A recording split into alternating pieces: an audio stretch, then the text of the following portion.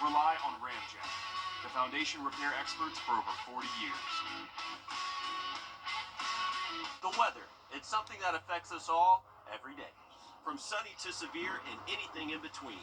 This is why we First Alert. I'm attorney Chris Hudson. Wounded Warrior Project is proud to partner again this year with Parker's Kitchen to help empower your community's post 9/11 veterans, heroes, and their families. Thank you, Parker's Kitchen, for your commitment. Live from Augusta, you're watching News 12 live at 5. Reports reveal disturbing details after the arrest of an Augusta man facing child molestation charges. How social media is a tool to help solve cases.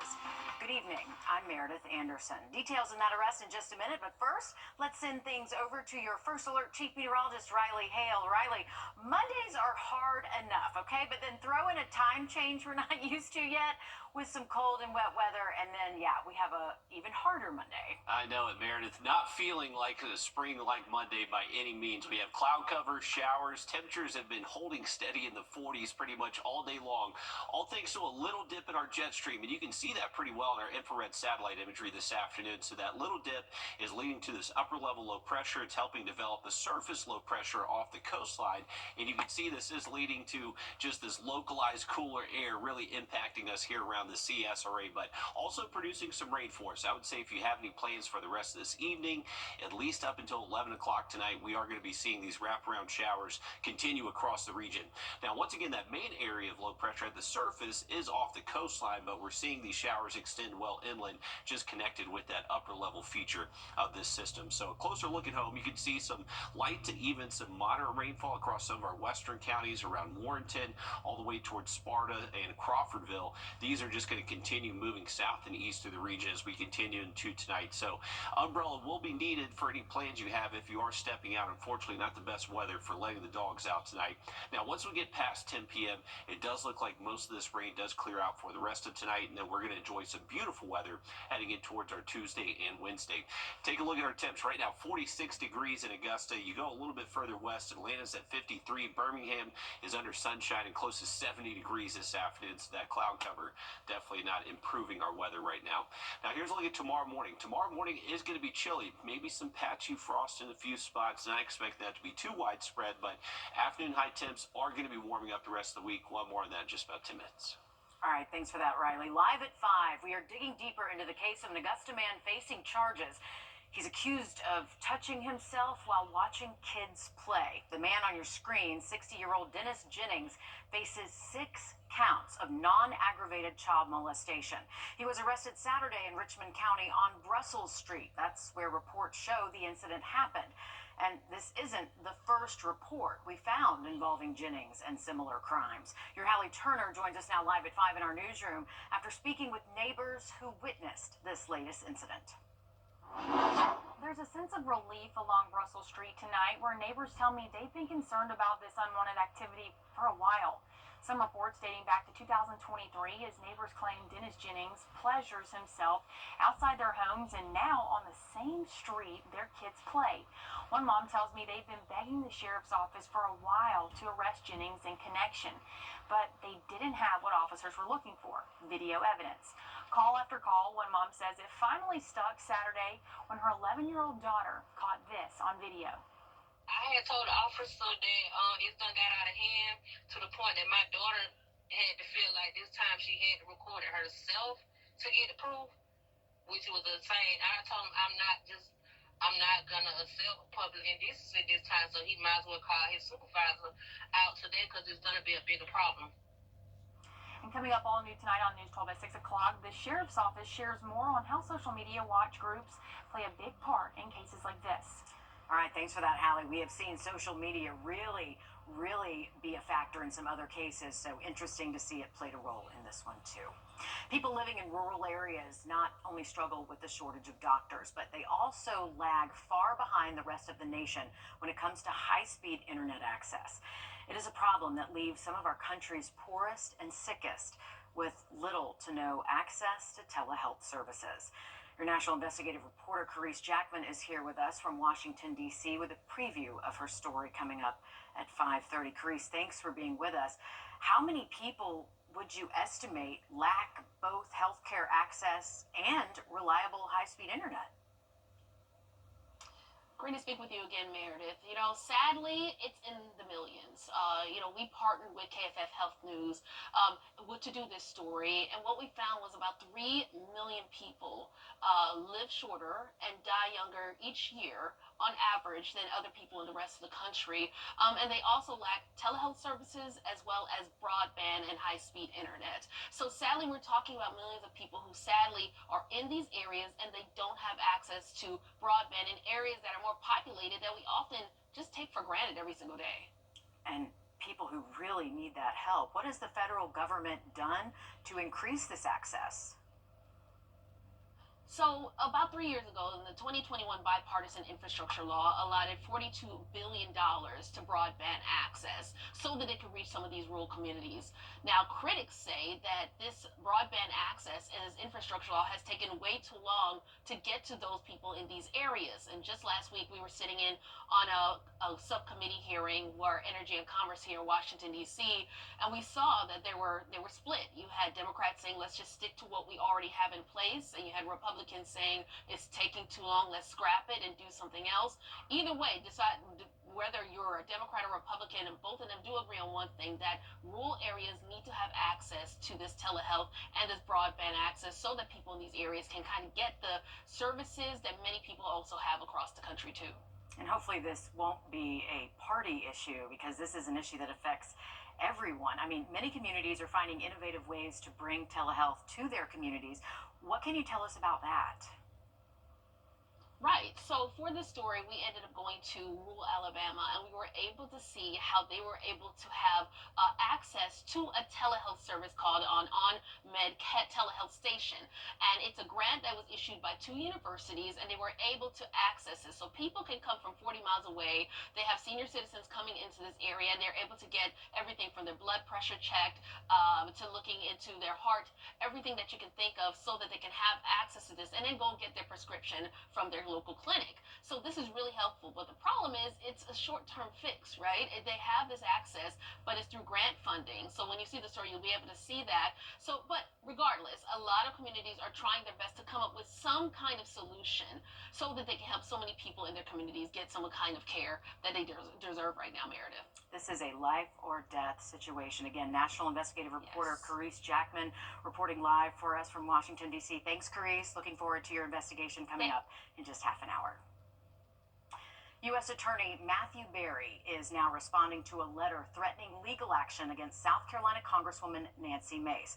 This after a man named during her speech on the House floor accused her of making false statements about him. Mace is accusing 4 men in all of sexual assault. A law firm representing one of the men, Brian Musgrave, sent a letter to Mace demanding she turn over evidence of those claims or issue an apology. Lawyers for the U.S. House of Representatives responded, saying Mace shared evidence with SLED, and any request of those documents should be directed to agents there. They add, if legal action were to be taken against Mace for her statements on the House floor, U.S. government attorneys will, quote, vigorously defend her in court. An Emmanuel County escaped inmate back in jail this evening after crossing county lines into Richmond County yesterday. Thomas Wright left the Emmanuel Probation Detention Center, stole a white Chevy Tahoe in Candler County, we're told, then made his way to Richmond County. Georgia State Patrol says flock cameras located the truck this morning. Computer systems and law enforcement databases, and had everybody in the region looking out for it. And eventually it was located in Richmond County, where the vehicle was located, and the subject was arrested.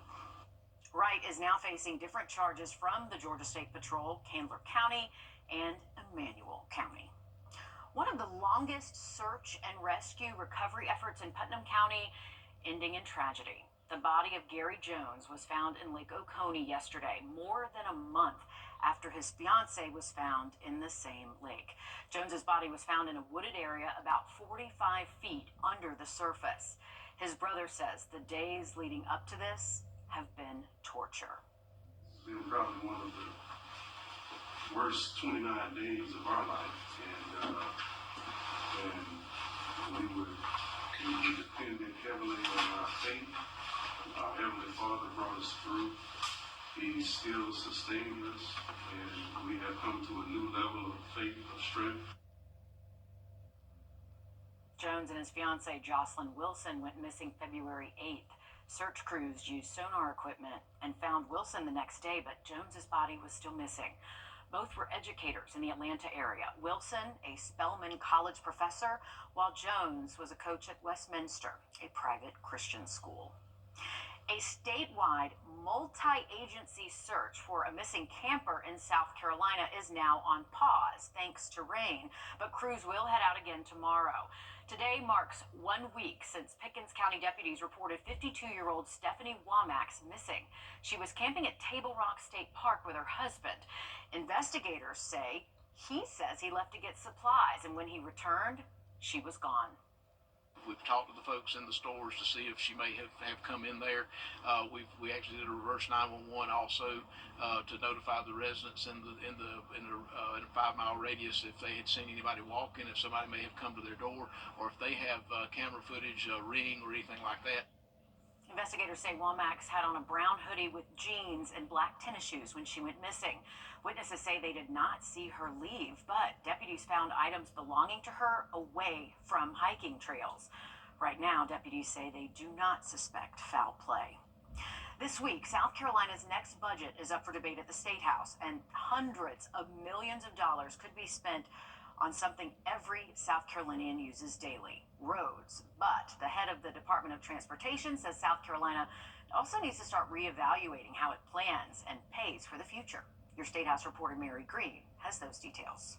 While South Carolina's gas tax is at its peak and a substantial amount of money in recent state budgets has gone toward road improvements, South Carolina's Secretary of Transportation says their dollars don't go as far as they used to, which could present an obstacle to keep up with growth. We don't expect that growth to slow down. We must rethink how we approach business so that we do not become a victim of our own success. Transportation Secretary Justin Powell says SCDOT's buying power has significantly eroded over the last 3 years, reducing how many projects they can complete each year under their current budget. Powell thinks a potential solution could come at the State House by revisiting South Carolina's 2017 roads bill. That's the legislation that implemented an increase to the state's gas tax, under which drivers now pay an extra 28 cents on every gallon of gas they buy, which helps fund road work. But under that law, electric vehicle drivers pay a flat $120 every other year, just a fraction of what the average internal combustion engine driver pays annually. It's about making sure that everybody is paying their fair share into the system and that we don't lose the momentum of what we've accomplished for the past 7.5 years. And Powell says South Carolina also trails behind its regional neighbors on this issue, with most already setting their EV rates closer to their gas tax rates and drawing in that additional money, something South Carolina can't do unless the law changes. Reporting from the State House, I'm Mary Green. All right, thanks, Mary. Spring is near, and some of our feathered friends are making their way back into our yards. We're on your side with ways to care for hummingbirds coming up. I love the hummingbirds, Riley. Oh, me too, and they're going to be showing up here over the next couple of weeks. Looking forward to seeing that. We are expecting nicer weather the next couple of days. Been kind of a rainy start to the work week, but conditions will improve. On that full forecast next. Time and Temp, brought to you by your First Alert weather team. Introducing the First Alert Radar Network. With up to 10 times the resolution of other local radars and technology that can pinpoint right down to your street. First just got faster. It's the one thing. Business feel like it needs a boost? Do you need a marketing strategy that just knocks it out of the park? Then you won't want to miss the free Grand Slam Marketing Seminar. Join us on March 12th or 13th in the News 12 studio. Seats are limited, so scan the QR code now. Now, your First Alert weather with Chief Meteorologist Riley Hale. Welcome back, folks. Here's a look at our radar network where we are keeping an eye on a coastal low pressure system. Actually brought us a few early rumbles of thunder this morning. Has continued that shower activity most of today, and we're not done with it just yet. Likely going to continue to see this rainfall across the area at least around 10, 11 o'clock tonight. So any plans over the next couple of hours will be impacted by at least some light shower activity out there. Could turn more moderate in a few spots. You can see on our radar network highlighting this yellow color. That's showing a little bit steadier rain rates, and actually just saw a picture come out of Wilkes County near Washington, Georgia, of some standing water over some roadways. So that's where we've actually seen over an inch of rainfall today, maybe seeing some of those concerns. So be safe if you're hitting the roads out there tonight. Definitely ponding on roadways and seeing some of those minor flooding issues. If you are heading out, those rain chances looking pretty decent, at least through around 9, 10 p.m. Once we move past that time frame, we're expecting a mostly dry night and bringing back plenty of sunshine for your Tuesday and Wednesday. Current look outside, you can see not the best afternoon to be on the Greenway here. This is a look at the Savannah River from SRP Park. Rain is falling and temperatures are in the mid-40s. Not a great combination for us. That wind direction's out of the north, still pretty steady between 10 to 15 and making it feel like 40. So not great weather, but it is going to improve for the rest of the week. Tomorrow morning is going to be chilly. We're going to wake up mid-upper 30s across the region, so that coat will be needed right around sunrise. But later tomorrow afternoon, a very nice into our Tuesday afternoon, expecting those high temps anywhere from the mid and low 70s. A beautiful day tomorrow. Wind's not going to be too much of an issue and should stay generally less than 10 miles an hour most of the day. Now, the thing is, the one good news about the rain today, really knocking down our pollen levels. So pollen count is very low right now and will continue to stay very low for our Tuesday. But as we continue this dry, relatively warm weather through the middle of the week, the pollen count will get high to even in the very high range as we get into Wednesday, Thursday, Friday, and into the weekend. So a heads up, we are expecting the pollen count to increase again once we get some nicer weather the next few days. Here's a look at our high temps. Today, we've only had a high temp near 50 degrees. Heading into tomorrow, we're warming that up by about 25 degrees. Mid-70s for your Tuesday, closer to 80 by Wednesday, and there'll actually be a few afternoons throughout the week that we will be close to 80 degrees, so some nice weather for us. One thing we're hoping for is clear skies. Thursday night into Friday morning, we have a rare total lunar eclipse. This is going to be happening between 1 and 5 a.m. The maximum eclipse is going to be around 3 a.m. So you're going to have to set your alarm clock for this, but whenever we have a full total lunar eclipse, you get that reddish glow of the moon. So this is going to be pretty cool to check out later into the week. But there is going to be the possibility of maybe a few clouds out there, so we're going to have to monitor that closely. Now, once we get past the work week, we are monitoring the chance for rain to return Saturday, and then we have issued a very early first alert Sunday. Looks like that's going to be our next round of thunderstorms. We'll have more on that towards the end of the show. All right, thanks, Riley. Flowers are beginning to bloom, and hummingbirds, they are starting to return from their southern stays. As they make their way to your yard, your Emily Acton is on your side with advice on how to care for this year's migration.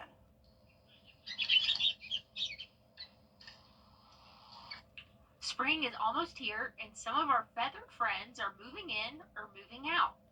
This time of year is prime time for migration in the CSRA. One of our most famous migratory bird is the ruby-throated hummingbird. Ruby-throated hummingbirds on the eastern side of the country. We're going to have them through spring and summer, through the breeding season. They will start to come in. Typically, they're trickling into our area about mid-March, and they're going to stay through the summer. Now is a good time to put your feeders out to attract hummingbirds. I go ahead and put out my feeder now just because I like to have it up in case I get a few coming through, just to give them some extra refuel on their way to wherever they're going, if they're going further north, and also just to have it in an established location so that when it is found by the hummingbirds that are going to be in our area, they may stick around and I get to watch them and enjoy them for the season. When feeding our local songbirds, it's important to keep your feeder clean. You need to be cleaning out your feeder. You might want to remove the food and any debris once a week. Give it a thorough cleaning at least once a month. And it's recommended that you do that with a weakened bleach solution in order to keep it clean and keep it disease-free. Nest boxes are also important this time of year, especially for bluebirds. They rely on cavities that are made from other birds like woodpeckers or from man-made cavities. And as we know with our recent storms that we had, cavities are even fewer and farther between this year, so it's going to be an interesting nesting season for cavity nesters. If you are putting up a nest box, it's best to put it on a pole about 4 to 6 feet high with a baffle on it. In Augusta, Emily Acton on your side. First Alert Radar, powered by Jim Hudson Automotive Group. Does your business feel like The cool weather out there for your Monday. We have high temperatures more than 20 degrees warmer for the rest of the week. We'll go from highs in the 50s to the 70s Tuesday all the way through Friday. I'm going to look at that 7-day forecast just after the break. I'm Jordan Pierce. Yes.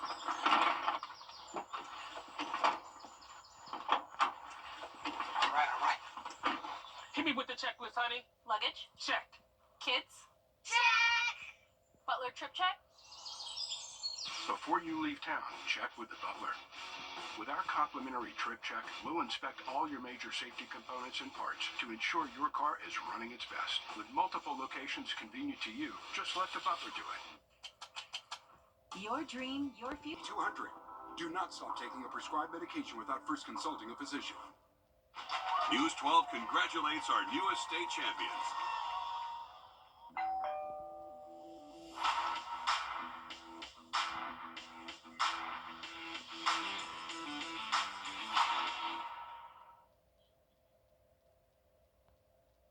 You're watching News 12 live at 5. Continues. Good evening, and thanks for joining us on this dreary Monday. I'm Meredith Anderson. And I'm Will Rio. It's a little early to say April showers bring May flowers, but your First Alert Chief Meteorologist Riley Hale joins us from the Weather Center. Riley, how long is this rain going to be sticking around? For the rest of this afternoon, at least up until 10 o'clock tonight. But once we get past tonight, we are bringing back some fantastic weather over the next couple of days. Unfortunately, not the greatest weather for a Monday. It's not only raining, but temperatures are in the neck of the bout. They definitely look really good. Hey, it's been a good day to stay inside. Wet and chilly out there for a Monday, but conditions are turning drier and warmer the rest of the week. We'll have that full forecast next. Time and temp, brought to you by your First Alert weather team. The weather, it's something that affects us all every day. From sunny to severe and anything in between. This is why we First Alert. Do you just need a ride? We've got it at Gerald Jones Auto Group. Find a selection of affordable vehicles sold as is with unbeatable deals and all for under $15,000. Just visit justneedaride.com and find your ride today. Need a treat, go? Insurance companies across our area are now using drones to inspect roofs without your knowledge, and many are canceling homeowner policies based on roof condition. Hey guys, it's Anna Christina here for Roof Savers. If your roof is showing signs of aging with black streaks, algae, moss, or missing shingles, it could cost you more than you think. Don't take the risk of losing your insurance. Let Roof Savers help. Our 3-step process extends the life of the asphalt shingles on your roof by 17 years with just one application. First, we can clean your roof, removing dirt, algae, and those unsightly black streaks. Then, we perform a roof tune-up, replacing missing shingles and fixing nail pop-ups. Finally, we apply Renew at 17, giving an additional 17 years of life to your existing asphalt shingles. Don't risk getting a cancellation letter from your insurance company. Call the number on the screen now to see if your roof qualifies. Roof Savers. Save your roof, save your money. Kroger Boost makes saving easy for everyone.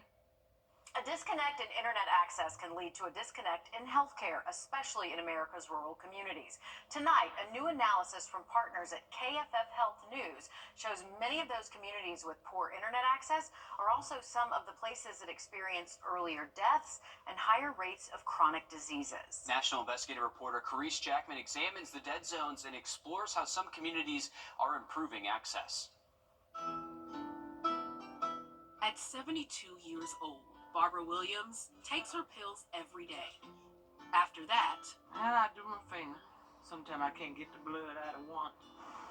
Today, her blood sugar level's pretty low. So that let me know that I need to be getting something in me. And that's not the only thing running low.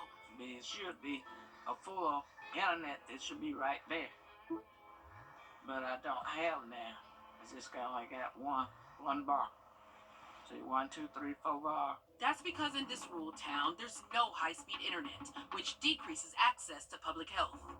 The hospital, clinics, like I say, even here in my home, I need internet. And while urban areas have pockets with spotty internet service, the broadband disconnect in rural communities leaves millions of people unable to surf the web and have alternative ways of getting essential forms of healthcare access. Our partners at KFF Health News found that more than 200 counties in the country lag far behind the rest of the nation when it comes to high-speed broadband, access to primary care providers who serve Medicaid beneficiaries, and access to behavioral health specialists. From the Delta region to Appalachia and the remote West, KFF Health News found that people in rural areas live sicker and die earlier on average than the rest of the country. Black Americans are more likely to be diagnosed with diabetes and are twice as likely as their white counterparts to die from the condition. In the rural South, African Americans are also more likely to lack home internet access. There are so many layers of disadvantage impacting these communities when it comes to digital access and digital technologies. I mean, it's 2025. We need to do better.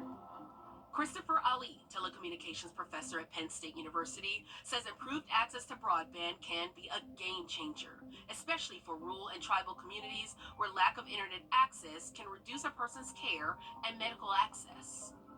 Broadband signals can be slowed by distance, making technology out of reach for people like Barbara in Bolaji. And while Congress has spent years allocating billions of dollars towards improving internet access, critics say there's little to show for it in rural areas. But in these rural areas, there's still hope.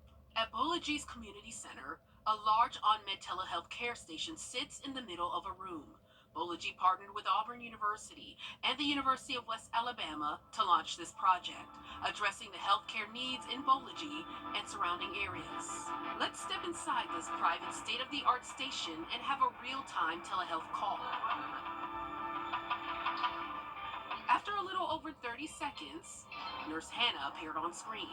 Hey, welcome to On-Med. How are you doing today? Walking us through how she typically speaks to and treats patients. And then we have a camera. We have a stethoscope.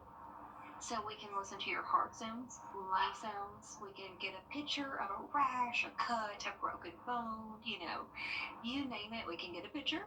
Faith and community are two big values keeping everyone connected in Alabama's Black Belt. I asked the Lord to give me peace, happiness, and joy, and He gave it to me. And I'm going to keep that. I'll always be happy and jolly. While living in the midst of a digital and healthcare shortage. Carice Jackman on your side. The 2021 infrastructure law included $42 billion for states to build broadband, but the program has been criticized for its slow rollout and faces uncertainty. Change can sometimes be hard to get used to. But not for the Jags women's golf program, Alyssa.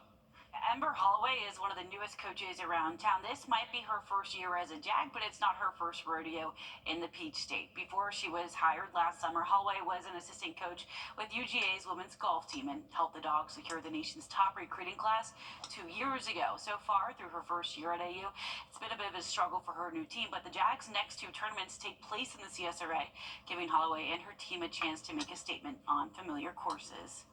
Truthfully, it's really not any different. I mean, our facilities and access to the courses we have and, the recruits that we've gotten through the program and continue to get, we compete with, the Georgias, the Alabamas. So really, we're in a very special, I think, spot for golfers.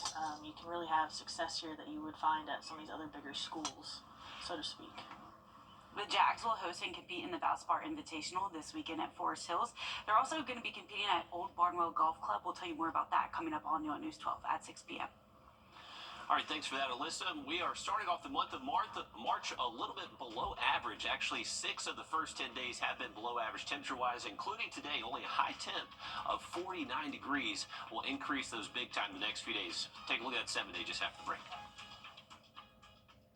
Injured and thinking of taking on the insurance company alone? Hit the brakes. Call George Sink Injury Lawyers. We'll take care of everything, so you don't have to. Get George Sink Law Firm on the line. Call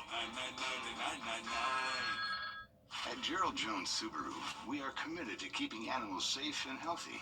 And through our Subaru Loves Pets initiative, we're impacting the lives of shelter animals in our community. In fact, since 2022, we've partnered with the Columbia County Animal Shelter and helped 1,511 pets get adopted and find loving homes. We are dedicated to partnering with the Columbia County Animal Shelter and changing the lives of our local animals. Visit GeraldJonesSubaru.com to learn more.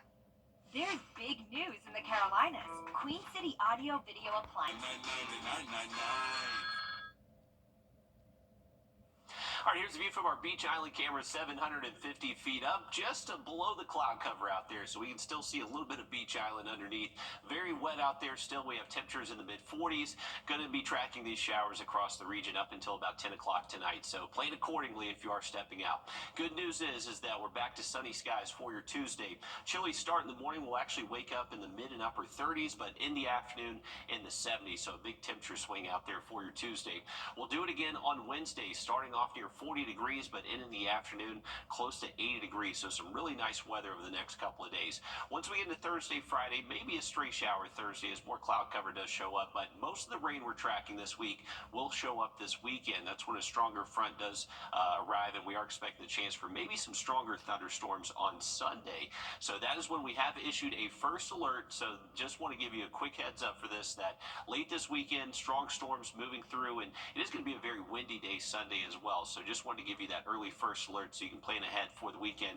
That rain chance you see Saturday, mainly for the afternoon, late into the day, so if you have early plans Saturday, doesn't look to be an all-day washout, but overall temperatures for the next 7 days will be above average. Outside of tomorrow morning, waking up on the chilly side, we're expecting a big warm-up for the rest of the week, so more spring-like the next few days, but watch out for the weekend. That's something we're definitely going to be tracking well here as we head later into the week. Yeah, we're looking forward to some of those warmer temperatures. It feels like we're on that roller coaster pattern right now as we're in between winter and spring, really. Start to see those 70s and 80-degree temperatures. It's good to see on the map there. Thanks again, Riley. Stick with us. We'll be back with more news, weather, and sports after a short break on News 12 at 6 o'clock.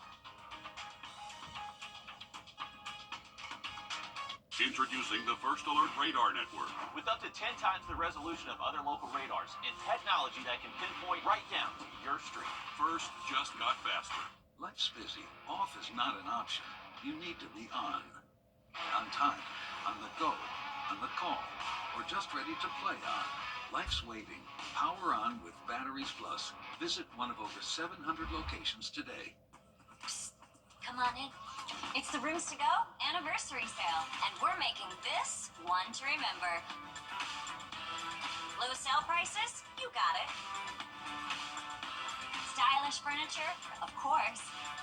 And anniversary size savings that will have you celebrating room to room. Online or in store, if you shop, you save. It's the Rooms to Go anniversary sale going on now. Ready, set. Create your perfect room for relaxing, entertaining, and more with patio enclosures. Right now, get 25% off your sunroom. Plus, enjoy exceptional financing. Call today. Patio enclosures. It's Truck Month with the Ford Crew. It's time for the best deals across the full lineup. F-Series, the best-selling trucks for 48 years. You've got Maverick and the North American 2025 Truck of the Year, Ford Ranger, fully prepared. Did you sleep here last night? You stay ready, you don't need to get ready. And this crew is Truck Month ready. Get up to $11,250 in total savings or 3.9 for 60, plus up to $8,750 in total savings on select F-150s. Batteries